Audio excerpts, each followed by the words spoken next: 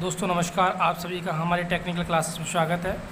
और हम आप लोगों के लिए लेके आए इम्पोर्टेंट क्वेश्चन सारे ITI लेवल वाले बच्चों के लिए और UP PCL, UP RVU, UNL, ITI, ETC इत्यादि मतलब सभी टेक्निकल एग्जामों के लिए क्वेश्चन आते हैं। मोस्ट इम्पोर्टेंट वो सारे क्वेश्चन लेके आए हो आप लोगों के लिए। सबसे पहला क्वेश्चन आपके स्क्रीन पर दोस्तों, वैद्युत चालकता की यूनिट है मतलब इकाई है, तो जल्दी से बताइए।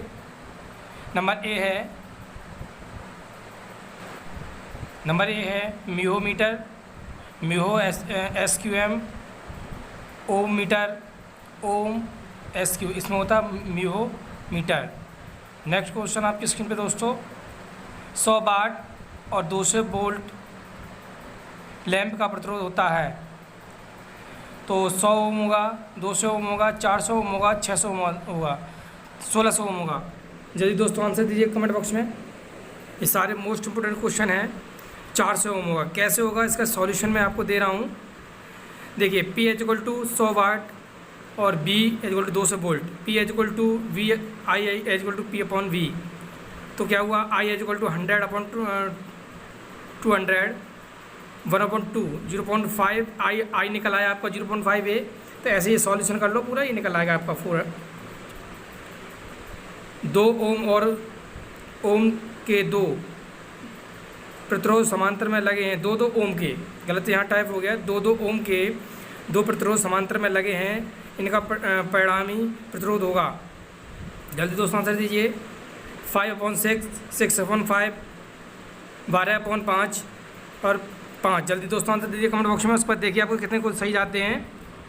अगर 2 ओम के 2 प्रतिरोध लगे हों समांतर क्रम में, कितना होगा, 6/5 ओम। निकाल देख लीजिए आप लोग इसको। यूनिट की एक यूनिट निम्नलिखित के बराबर होती है। विद्युत की एक यूनिट निम्नलिखित के बराबर होती है। 1 किलोवाट वोल्ट घंटा, 1 वाट घंटा, 1000 वाट, 3600 वाट घंटा। जल्दी बताइए दोस्तों। तो 1 यूनिट बराबर कितना होता है आपका। यूनिट किसमें मापी जाती है, जो घर में एनर्जी मीटर लगा होता है किसमें मापा जाता है, kWh में किलोवाट घंटा। तो कितना होगा आपका 1 किलोवाट घंटा। नेक्स्ट क्वेश्चन आपके स्क्रीन पे दोस्तों, भारत में हमारे घरों में सप्लाई की जाने वाली विद्युत प्रत्यावर्ती धारा होती है, इसकी आवृत्ति होती है, फ्रिक्वेंसी पूछ रहा है। तो अपने भारत में कितनी होती है, 50 हर्ट्ज होती है। अमेरिका में कितनी होती है, 60 हर्ट्ज होती है।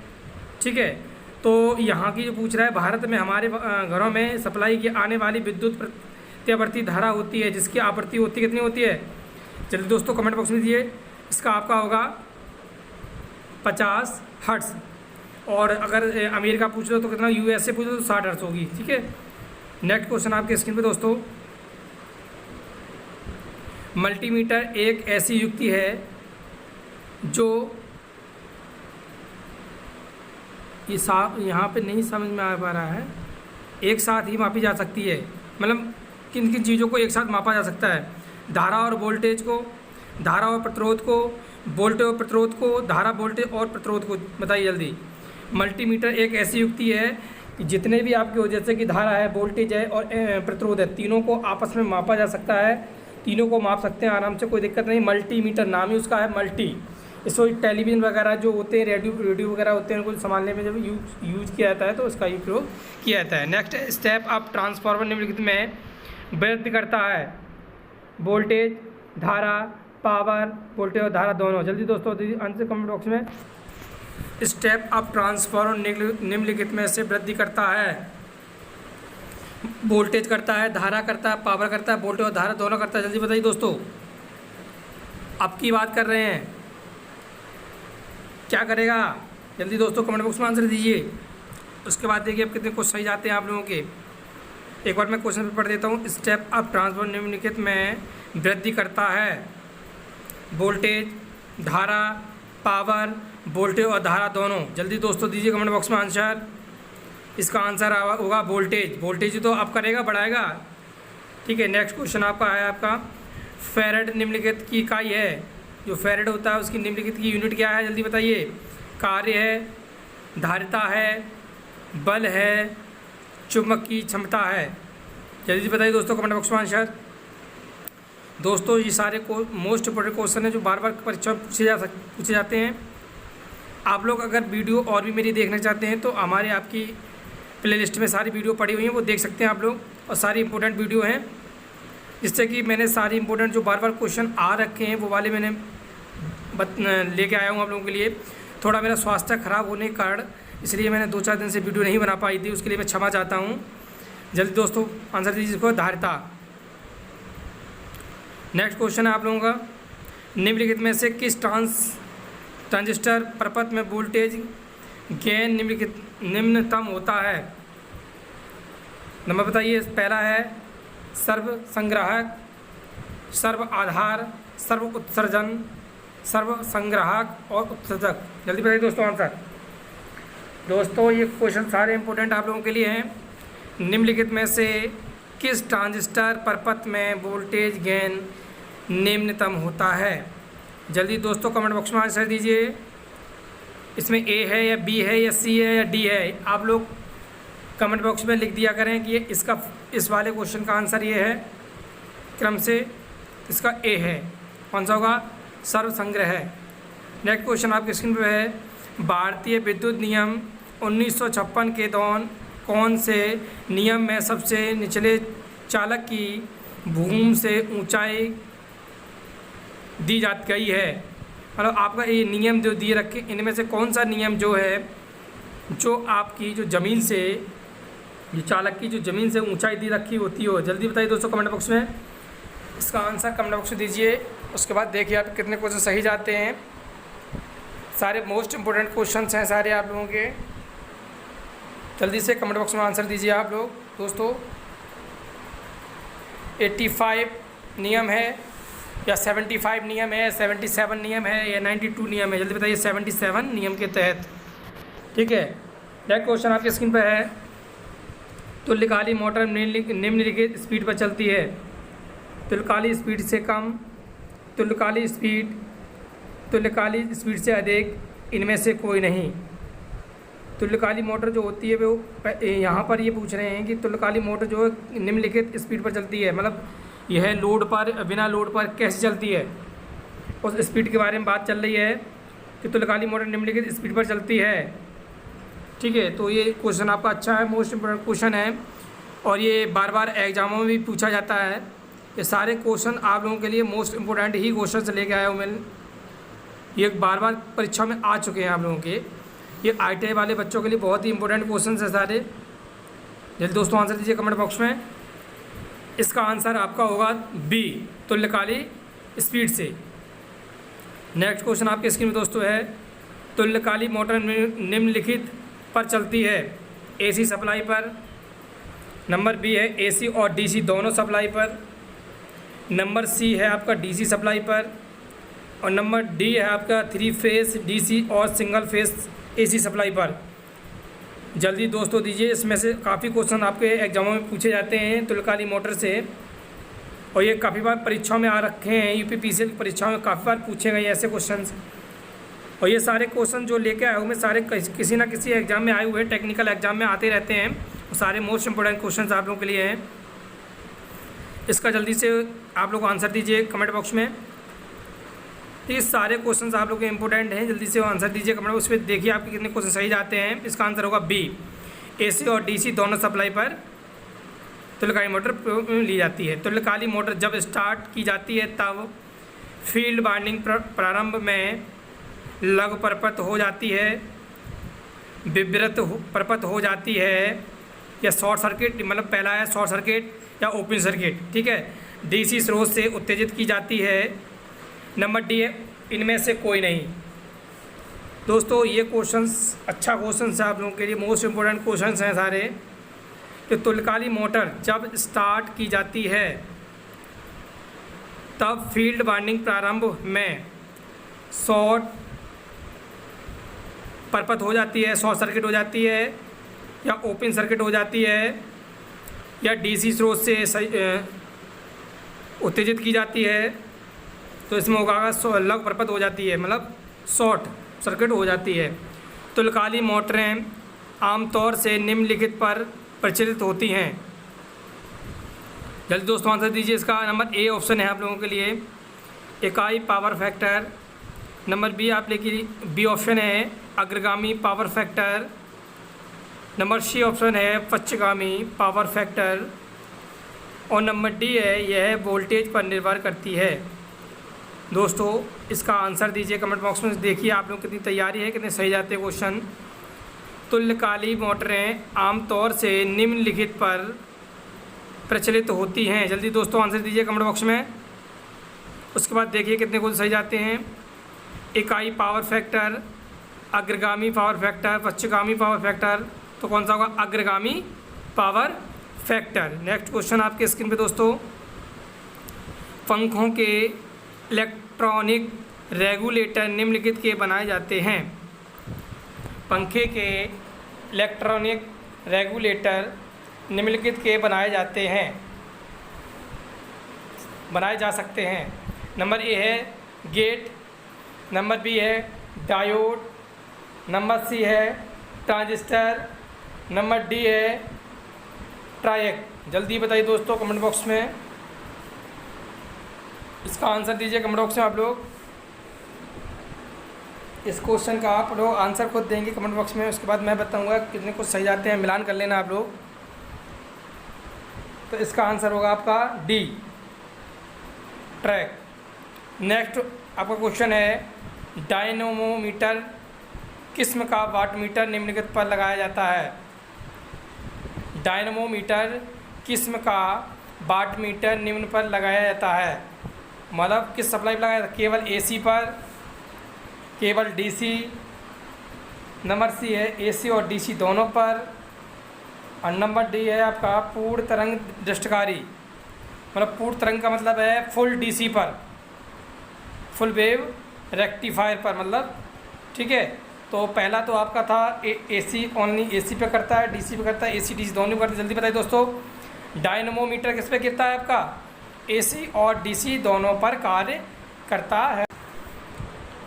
टीवी टेली टेक्नीशियन के लिए सबसे आवश्यक माप यंत्र है वोल्टमीटर, मेगर, ओममीटर, मल्टीमीटर।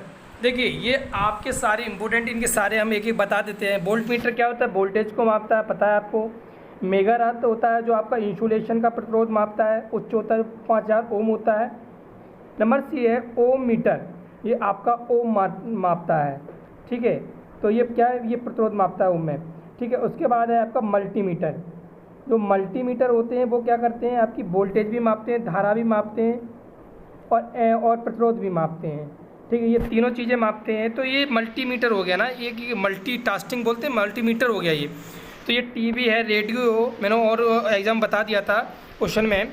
तो ये रेडियो और टीवी को बनाने के लिए उसमें प्रयोग किया जाता है। नेक्स्ट आपका है वैद्युतिक यांत्रिक युक्त निम्नलिखित में से कौन सी है? वैद्युतिक यांत्रिक युक्त निम्नलिखित में से कौन सी है? डीसी मोटर, एलवीडीटी, प्रेरण रिले, ऑफसेट रिले। तो जल्दी से दोस्तों कमेंट बॉक्स में आंसर दीजिए। देखिए डीसी मोटर हो गया, एलवीडीटी हो गया, प्रेरण रिले हो गया, ऑपरेट रिले हो गई। बस जल्दी दोस्तों कमेंट बॉक्स में आंसर दीजिए। कमेंट बॉक्स जल्दी से। इसको होता है डीवीडीटी। ठीक है, नेक्स्ट क्वेश्चन आपके स्क्रीन पे दोस्तों। केवल दोषों का स्थानीयकरण निम्नलिखित द्वारा किया जाता है। मूरे लूप टेस्ट, सदिश स्थिति नियंत्रण, इंसुलेशन प्रतिरोध मापन, दोष करंट मापन। दोस्तों जल्दी से आंसर दीजिए कमेंट बॉक्स में। केवल दोषों का स्थानीयकरण निम्नलिखित द्वारा किया जाता है। मूरे लूप टेस्ट, सदिश स्थिति, इसका होगा आपका ए मूरे लूप टेस्ट। नेक्स्ट क्वेश्चन आपके स्कूल में बिजली के झटकों से हुई क्षति की गंभीरता निम्नलिखित पर निर्भर करती है। एक बार क्वेश्चन फिर पढ़ लेते हैं कि बिजली के झटकों से हुई क्षति की गंभीरता निम्नलिखित पर निर्भर करती है। प्रतिरोध और वोल्टेज पर। नंबर बी है एम्पियर रेज और समय अवधि पर। नंबर सी है वोल्टेज और समय अवधि पर। नंबर डी है एम्पियरेज और प्रतिरोध पर। तो जल्दी से दोस्तों कमेंट बॉक्स में आंसर दीजिए इसका। उसके बाद आप लोग चेक करिए कितने क्वेश्चन सही जाते हैं, कितना एवरेज आप लोगों को तैयारी है। इसका होगा एम्पियरेज और समय अवधि पर। नेक्स्ट क्वेश्चन है, निम्नलिखित में से किसके द्वारा इंसुलेशन का अत्यधिक गर्म होना इंगित होता है। मतलब आपका अगर इंसुलेशन तार है वो अगर हीट कर रहा है या गर्म हो रहा है तो आप उसको कैसे पहचानेंगे। बजिंग ध्वनि के द्वारा, जलने की गंध के द्वारा, दरार पड़ना या फटना, तार का टूटना। देखिए ये क्वेश्चन ऐसा है कि आपका सेंस की ह्यूमर पर काम करता है कि आपकी सोचने की शक्ति क्या है, ये उस पर करता है कि आपका ये पूछा निम्नलिखित में से किसके द्वारा इंसुलेशन का अत्यधिक गर्म होना इंगित होता है। जब आपका अधिक गर्म हो जाएगा तो किस पे करेगा, जलने की गंधक। जब आपका देखा शॉर्ट सर्किट हो जाते हैं तो उसमें क्या हो, गंधक आने लगती है जब आपकी घर पे वायरिंग होती है उसमें। नेक्स्ट क्वेश्चन आपकी स्क्रीन पे दोस्तों, HRC फ्यूज प्रदान करता है। HRC फ्यूज प्रदान करता है तो भू संपर्कन दोष संरक्षा। नंबर बी है लघु परपथ संरक्षा।